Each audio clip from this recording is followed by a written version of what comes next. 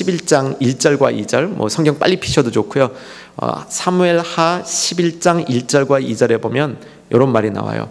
전투가 이제 명간이 끝났습니다. 예루살렘은 완전히 점령됐습니다. 전쟁은 밖에서만 벌어지고 있어요. 아주 멀리 떨어진 곳에서. 가장 그 당시에 치열한 전투는 지금 요르단의 수도 암몬에서 벌어지고 있고요. 암몬과 예루살렘은 상당히 떨어져 있습니다. 다윗의 이 장군 가운데 가장 훌륭한 요압이 그 정예 부대를 이끌고 암몬에서 싸움을 하고 있습니다.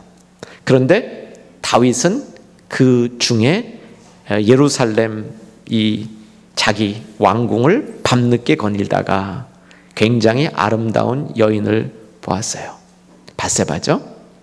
그 다음에 성경이 어떻게 전개되냐면, 성경의 전개 중에 굉장히 흥미로운 부분이, 사람이 죄를 지을 때는요 엄청나게 빠른 속도로 죄를 지어요. 그렇게 전개가 돼요. 그냥 이 원죄도 보고 마음에 들어 먹었다 끝이에요. 딱 3단으로 끝나요. 딱 3단으로 끝나요.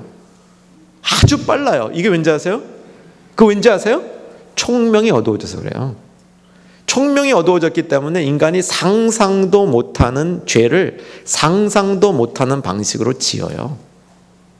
다윗이 그 여인을 보는 순간 예뻤어요. 그 다음에 뭐였는지 아세요? 저 여자 누군지 확인해봐. 명령 떨어졌더니 그 다음 절을 보면 여자가 대령돼 있어요. 자기 왕궁으로. 그래서 그 시간에 우리가 알고 있는 대로 범죄를 하죠. 그 아기를 갖죠. 이제 다 아는 얘기입니다. 근데 한번 반복할게요. 아이를 가졌습니다. 다윗이 그 사실을 알고 어떻게 합니까? 흉계를 꾸며요. 어떤 흉계를 꾸미냐면 아주 지혜롭죠. 이게 지혜로운 것 같아. 얼마나 지혜로워. 다윗이 이거 생각해보고 역시 난 천재야 그랬을 것 같아. 빨리 불러드리자. 저 여자 누구야? 남편 누구야? 우리야입니다. 우리야? 그 친구 내 밑에서 충성하던 그 장군 아니야? 어디 요압 밑에 지금 저기 전장에 나가 있는 그 친구 아니야? 충성된 장군이구나. 걔 좀 불러. 데리고 왔어요.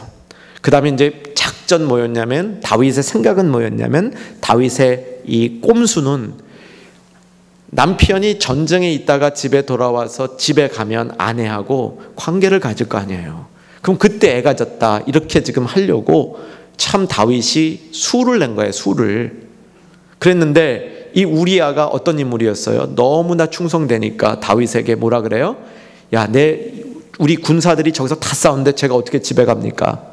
저는 왕이 부르셨으니까 왕 부름 받고 있다가 그냥 가겠습니다 하고 집에 안 가는 거예요. 야, 다윗이 얼마나 속 터졌겠어요? 다윗이 그랬을 거예요. 이런 총명도 없는 친구 같으니라고?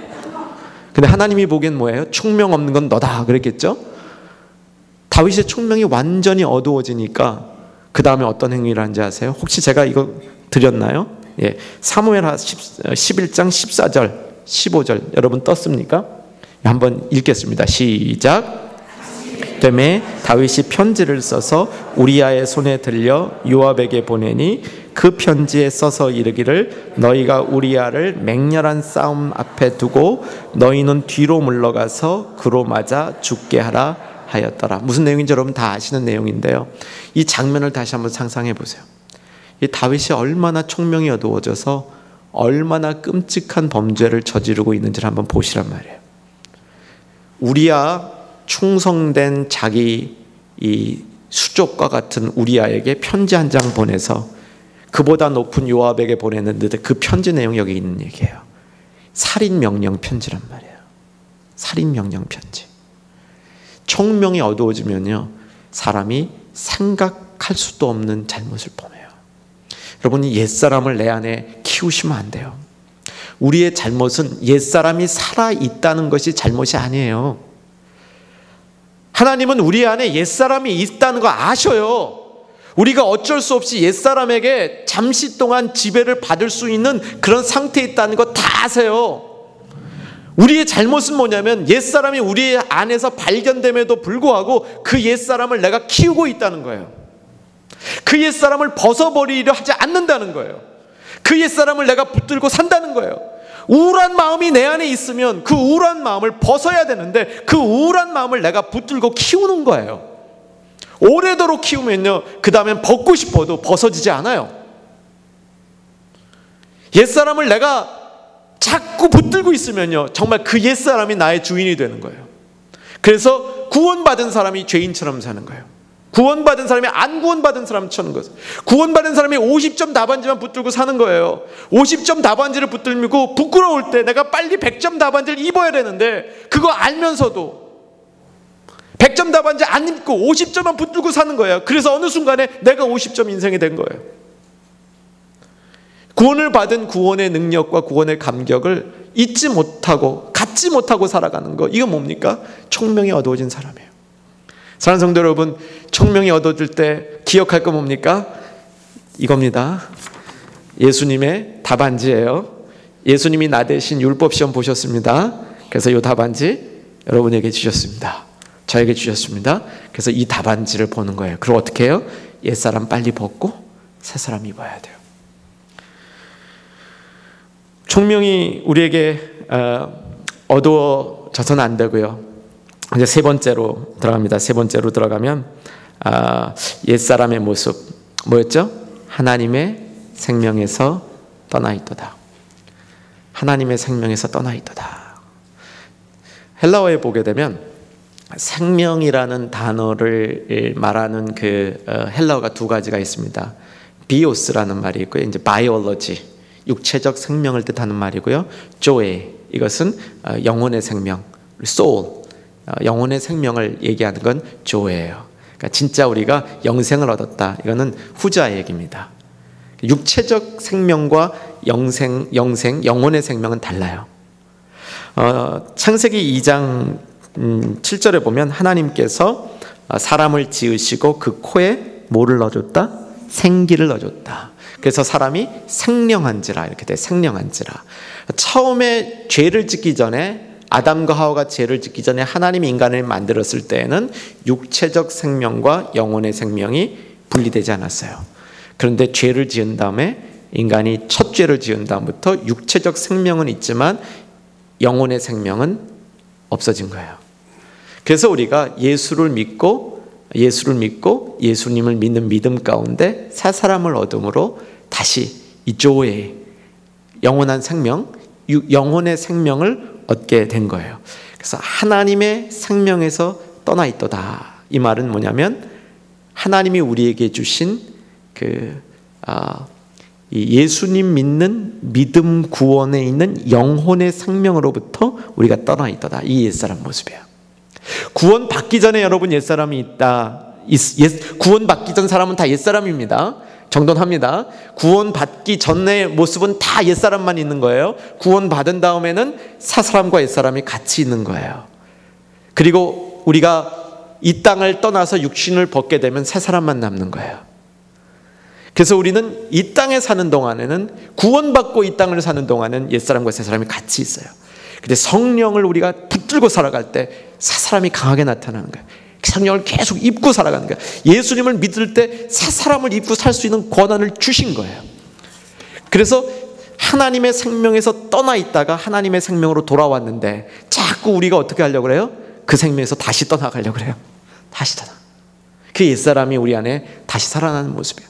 하나님으로부터, 쉽게 말하면 하나님으로부터 멀어지려 하는 거, 하나님으로부터 멀어지고 싶은 습관이 우리에게 나타나고 있는 겁니다. 이게 하나님의 생명에서 우리가 떠나 있다라는 모습입니다. 자, 이제 이 옛사람, 하나님의 생명에서 떠나 있는 우리가 어떻게 다시 하나님께로 가까워질 것인가, 이것이 새 사람을 입는 방법입니다. 새 사람을 입는 것은 아주 쉽다고 얘기합니다. 새 사람을 입는 것은, 왜 새 사람을 입는 게 쉽냐면, 이제 내일 저녁이 그 주제예요. 근데 왜 새 사람을 입는 게 쉽냐면은, 오늘은 이제 마지막, 오늘 설교의 결론이면서 이 새 사람을 입는 이 일이 쉬운 것에 대한 요약으로만 말씀드리면요, 새 사람을 입는 게 쉬운 것은 예수님께서 하나님 앞으로 다가가는 길을 열어주셔서 그래요. 이거예요, 이거. 이 100점짜리 답안지를 주셨기 때문에 이걸 가지고 우리가 하나님 앞에 가는 길이 열려 있어요. 자, 옛사람은 뭐라고요? 자꾸 하나님으로부터 멀어지려고 그래요. 하나님의 생명에서 뭐에 있다? 떠나 있다. 하나님의 생명에서 자꾸 떠나려고 그러는 게 옛사람의 속성이에요. 그러면 새 사람을 입는다는 건 뭡니까? 하나님 앞에 돌아가는 거예요. 하나님 앞에 가까이 가는 거예요. 하나님 앞에 가까이 가는 거. 하나님 앞에 우리가 가까이 가는 최선의 방식이 말씀드렸던 기쁨을 회복하는 겁니다. 기쁨을 회복하는 거예요. 우리는요, 예수 믿고 구원받은 이후에 100점짜리 답안지를 받은 이후에 우리에게는 어떤 능력이 있냐면 기쁨을 가질 수 있고 기쁨을 회복할 수 있는 능력이 우리에게 생긴 겁니다. 이 설명을 잠깐 드릴게요. 마태복음 13장 44절 한번 뜨죠? 같이 한번 읽겠습니다. 시작. 천국은 마치 밭에 감추인 보화와 같으니 사람이 이를 발견한 후 숨겨두고 기뻐하며 돌아가서 자기의 소유를 다 팔아 그 밭을 샀느니라. 춘석한 비유인데 저는 이 비유 해석할 때 오늘 저녁에는 기뻐하며 이 단어에만 집중할 거예요. 사람이 지나가다가 밭에서 보화를 발견했습니다. 왜 밭에서 발견했다고 예수님이 말씀하시냐면 이 밭은 늘 일하던 밭이에요. 그래서 천국을 발견하는 것은 동떨어진 곳이 아니라 자기가 늘 일하던 현장에서 발견한다는 이야기입니다. 천국을 발견하려고 산에 산기도 갈 필요 없다는 거예요. 사막에 들어가서 고행할 필요 없다는 거예요. 천국을 발견할 수 있는 자리가 어디냐면은 밭, 내가 늘 일하던 밭인데 전에는 발견할 수 없었던 천국이 어느 날 발견된다는 거예요. 이 늘 일하던 밭에서 천국을 보화를 발견한 이 사람은 어떻게 했습니까? 그 보화를 어떻게 했다고요? 숨겨두고. 여러분 같으면 숨겨두겠습니까? 그냥 가져가겠습니까? 양심에 맡기겠습니다.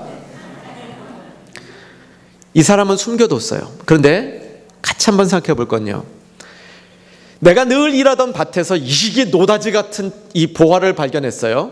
양심상 그냥 가져갈 수 없었어요. 숨겨뒀어요. 거기까지 이해됩니다.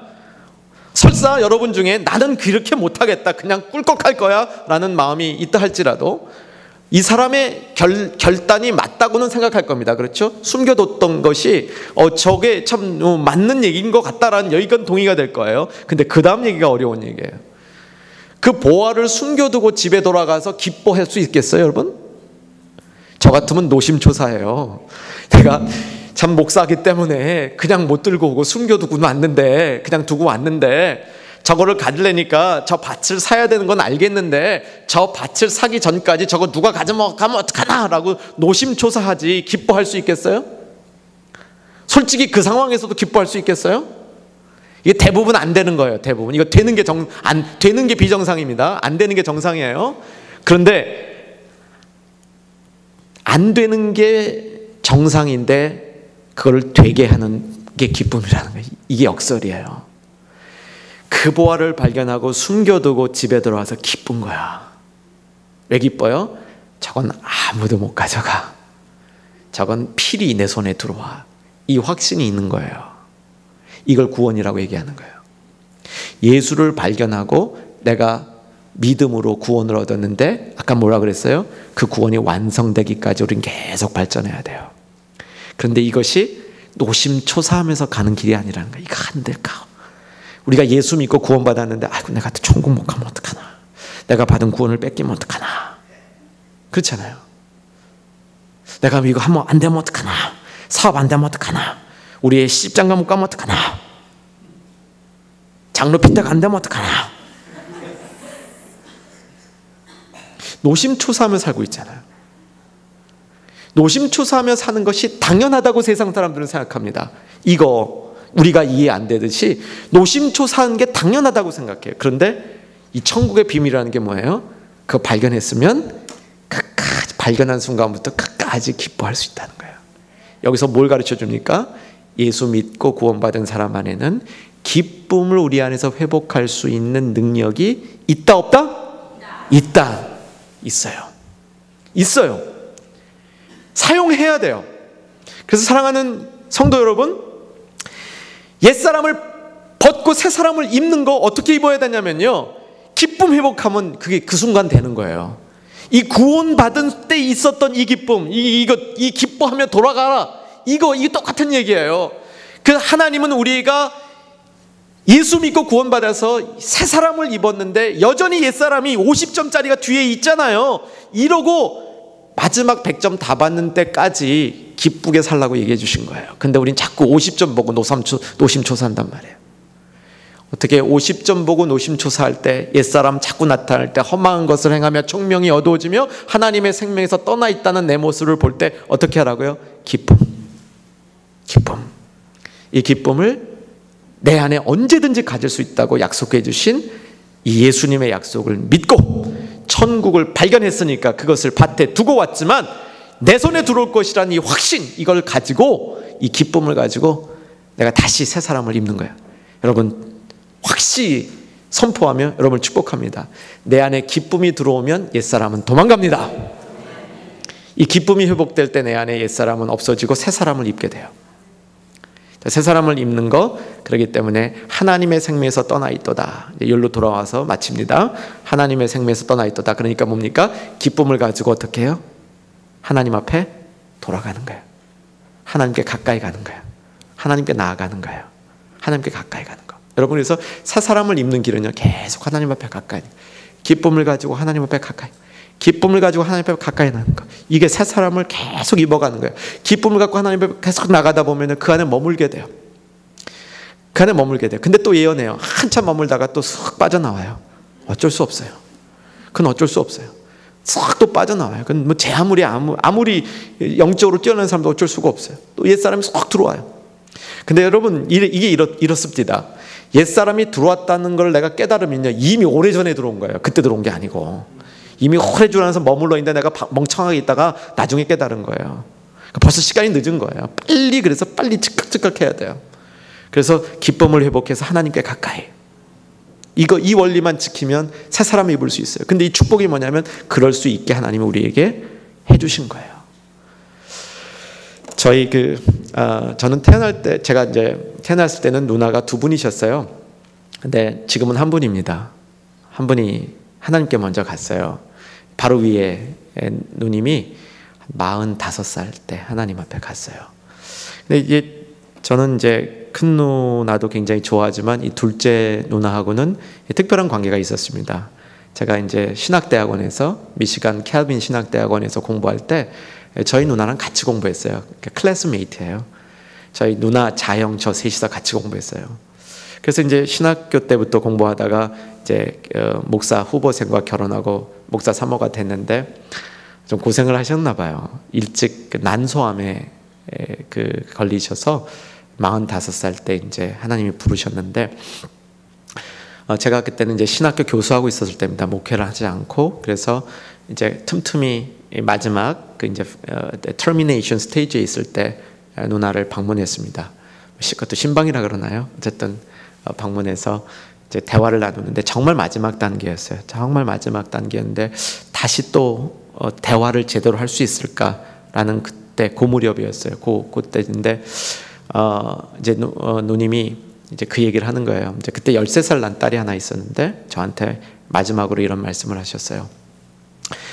이제는 13살짜리 딸 놓고 가는 것도 이제 다 내려놨다. 하나님 앞에 다 맡겼다.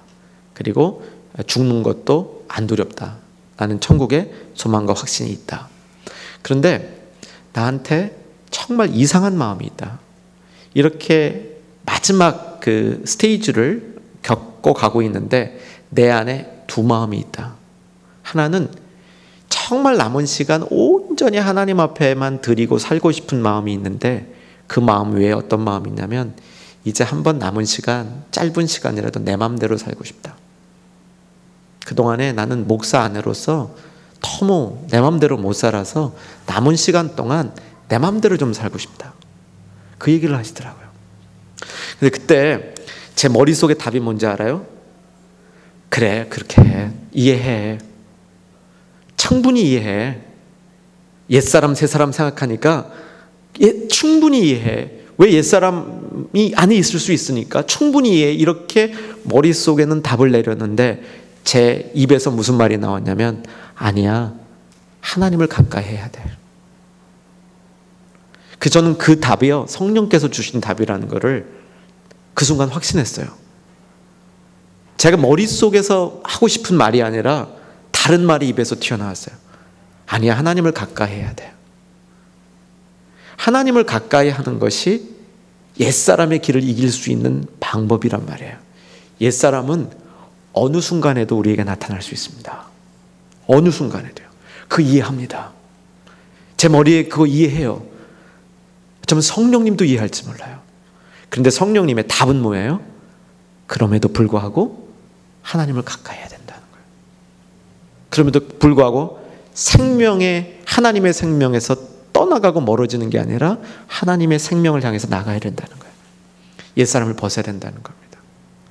사랑하는 성도 여러분, 옛사람과 새사람의 문제는 우리가 이 세상을 떠날 때까지 있습니다. 100점 답안지 확실히 받으신 구원받은 성도님들, 이 자리에 모두가 그런 분이 되셨으면 참 좋겠습니다. 혹시 내가 구원에 확신이 없는 분이 있다면 이 시간에 그 구원의 열망을 한번 가지셔야 됩니다. 구원은 너무나 소중한 겁니다. 구원에 확신 없이 신앙생활을 한다는 것은 정말 허망한 일을 행하는 거예요. 아니, 구원에 확신이 없고 구원의 능력이 없이 이 자리에 왜 있습니까? 구원에 확신이 있고 구원의 이 기쁨과 구원의 능력을 누려야지 우리가 신앙생활을 할 이유가 있는 거 아닙니까?